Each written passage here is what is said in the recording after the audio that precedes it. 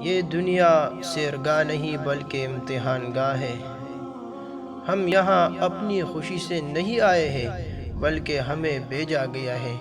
اور کس لیے بھیجا گیا ہے؟ اللہ نے خود فرمایا الذی خلق الموت والحیات لیبلوکم ایکم احسن عملا۔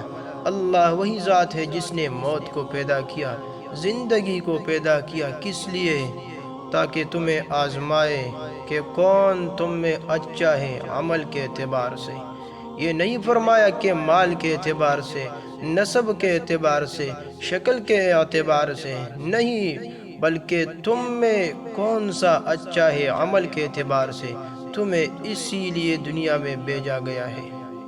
تو اللہ رب العزت نے انسان کو اپنی قدرت کاملہ سے پیدا فرمایا اور کچھ مہلت دے کر اس دنیا میں بھیجا ہے۔ یہ دنیا امتحان گاہ ہے، یہ سیرگاہ نہیں، تماشا گاہ نہیں، آرام گاہ نہیں، قیام گاہ نہیں، یہ امتحان گاہ ہے۔ افسوس کہ ہم نے اسے چراگاہ بنا لیا ہے۔ ہمیں آزمائش کے لیے پیدا کیا گیا ہے۔ الدنیا دار المحن، دنیا امتحان گاہ ہے، آزمائشوں کا گھر ہے۔ ہر بندہ آزمایا جا رہا ہے، بس صرف حالات مختلف ہیں۔ کسی کو اللہ دے کر آزماتے ہیں تو کسی سے لے کر آزماتے ہیں۔ کوئی آدمی اپنے بیٹے کا کفن خریدنے جا رہا ہے اور دوسرا آدمی بیٹے کی شادی پر اس کا دوشالہ خریدنے جا رہا ہے۔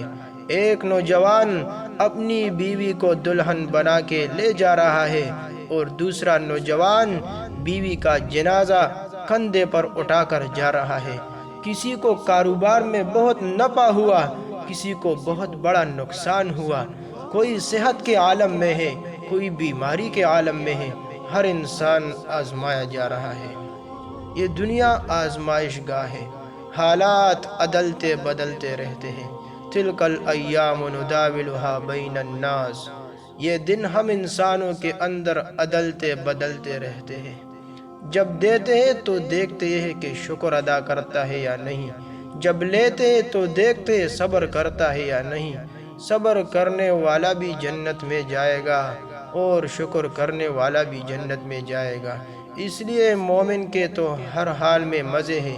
یہ ایک بنیادی سبق ہے جو ہمیں اچھی طرح یاد کرنے کی ضرورت ہے آج۔